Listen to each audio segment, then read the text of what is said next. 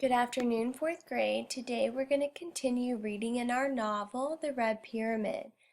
We already read the section we're about to go over on Friday, and so we want you on this page of your notes. And today we're going to compare Carter and Sadie's response to what happens at the museum. And right now we're going to be focusing on Sadie in the character 1 column. And when you get to parallel teaching, we're going to focus on Carter in the character 2 problem. And then we're going to be able to compare them. Okay, so we're going to be writing in the character 1 column. All right, so let's go back and refresh our memory. Go ahead and turn to this page when Carter and Sadie arrive at the museum. And let's think about what we notice about Sadie on this page. When they meet the curator, in this box she says, "Don't know, don't care, but thanks." She's like sort of listening to the presentation. And her body language and the things that she's saying are just really communicating that she doesn't want to be there. And so for the character in box 1, we would write, Sadie appears disinterested in what is going on at the museum. Press pause to write down your answer and play when you're ready to keep reading. All right, and then when we think about the setting, we know that they're in the British Museum in London, and she's with her father and her brother. So in the setting box, we would write, Sadie is with her father and brother at the British Museum in London. Press pause to write down your answer and play when you're ready to keep reading. All right, and so then if we turn the page, the curator leaves and their dad starts to have a conversation with them. And that's when we learn the problem. We're in the middle of the page right here where he's talking to Dr. Martin. And Dr. Martin says, "For anyone else, I would hesitate to grant unguarded access to the stone, but I trust you'll be careful. It'll take a few minutes to retrieve my notes." Go down. "Children, this is very important. You have to stay out of this room. Follow Dr. Martin. We need to delay him." And then he gives them a lock and says, "There's only one entrance. Once he's inside, wrap this around the door handles and lock it tight." And Sadie says, at the bottom here, it's got a little cut off, but you can see it in your book. She says, "You want us to lock him in? Brilliant."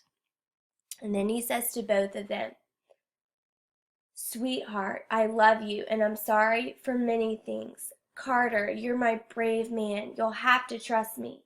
If this works, I promise I'll make everything better for all of us. Remember, lock up Dr. Martin, then stay out of this room." Okay? If you notice in the bottom corner, Carter, his face looks surprised while Sadie looks excited to lock up Dr. Martin. And so we have our problem. In the problem box in the first column, you would write, her father wanted her to lock up the curator and stay outside the room where the Rosetta Stone is located. Press pause to write down your answer and play when you're ready to keep reading. All right, so we'll go to the top of the next page and we're looking for Sadie's goal. What does she want to do? Her father told her to stay out of the room after she locked up the curator. Let's go to the top of the page. This is Sadie's thoughts. Chaining the curator's door was easy. Honestly, do you have any idea what he's up to? And Carter responds, no, he's been acting strange lately, talking a lot about Mom. What other mischief do you suppose he's hiding in that work bag of his? Don't know. He told me never to look. And you never did? God, that is so like you, Carter. You're hopeless. And then Sadie runs away. Hey, he told us to stay put. I suppose you're going to follow that order too? All right. We'll stop right there because we have some information about Sadie's goal. She doesn't want to obey her father's instructions. Instead, she wants to see what he's doing in that room with the Rosetta Stone. So in the goal box, we would write, Sadie wanted to see what her father was up to in the room with the Rosetta Stone. Press pause to write down your answer and play when you're ready to keep reading. Okay, and then we want to know how does Sadie attempt to solve this problem? She already locked up the curator, but how is she going to get what she wants? And as you can see, she and Carter are hiding in the room where the Rosetta Stone is. Go to the bottom, the middle of the page. What's that in his hand? Is that a boomerang? Shahad. Open. Okay, since when do you understand Egyptian? I don't know. And we can see that her amulet is glowing. And so that's a sign to the reader that it's possible that the amulet is the reason why she's able to understand Egyptian. Wusir, El, Osiris, come. And we see these 5 images lighting up. And then Sadie looks afraid in this picture. And she says, no, Dad, no. All right, we'll stop right there.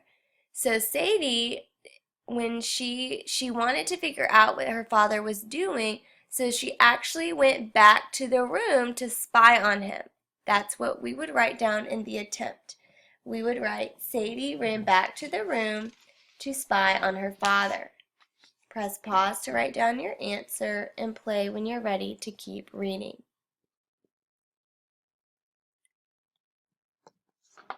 All right, and when you're finished, you can turn the page in your novel.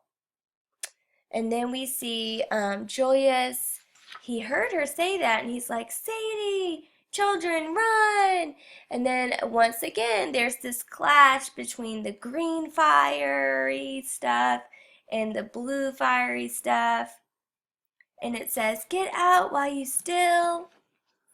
And this like more green stuff like shoots out, looks really powerful, and we hear this voice saying, ha ha ha. And then we hear Carter's thoughts. The blast knocked us off our feet. I heard laughter, horrible, gleeful laughter, mixed with the blare of the museum's security alarms. Huh? Well done. Very well done, Julius. Some thing stood between our father and us. As I watched, it took on a vague form, the fiery outline of a man. And as you can see, their amulets are still glowing. And then let's go to the top of the next page. You were not summoned. I am never summoned, Julius, but when you open a door, you must be prepared for guests to walk through. How many? How many did I release? Why, all 5. You should know we're a package deal, Julius.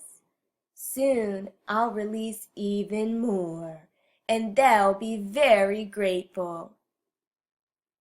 And Julius, tries to throw this snake at him, and he's like, the demon days. I won't allow it. Back to the Duat. And this fiery man, catches the snake, and he, destroys it, and he says, I shall be named king again. All right, we'll turn the page. Still trying to figure out, what's going to happen to Sadie. And then Julius and the fiery man, have some more words about how, they're going to beat each other. And then this fiery man in the middle of the page says, "Now let the story be told anew, and this time you shall never rise." And he puts Julius in this like pharaoh looking outfit, and his arms are crossed, so it kind of looks like he's a mummy that's died. And then he throws him into the ground and he disappears. He says, "Goodbye, Osiris." And Sadie yells out, "Dad!" And then he is angry and he says, "Roar, roar." And then Carter thinks, "One horrible instant the fiery man turned and shot a blast of flames at us." What? Somehow we weren't hurt. The only thing that felt hot was my amulet. And so now the reader is to believe that the amulets were there to protect them. And this fiery man says, "So it's you. Soon, boy." And then he's gone. All right. And so for the outcome, because Sadie, she went into the room and she said all that stuff to her dad, for the outcome, we know a fiery red man shot fire at her. Press pause to write down your answer and play when you're ready to keep reading. And after he shot that fire at her, she was not harmed. Her amulet shielded her from the attack. And so in the reaction box, we would write, "Her amulet began to glow and she was shielded from the attack." Press pause to write down your answer and play when you're ready for the theme. Okay, and for the theme, we could think that when we're thinking back on the decision that Sadie made to disobey her father and to go into the room anyways, we know that that was very dangerous, and so it must have taken a lot of courage to do that. But it was also disobedient. She wasn't supposed to do it. So another theme would be rebellion or stubbornness. In the box for the theme, you could write courage, stubbornness, and rebellion. Press pause to write down your answer and play when you're ready for the paragraph. And at this time, you can finish up your paragraph from the text about the Rosetta Stone.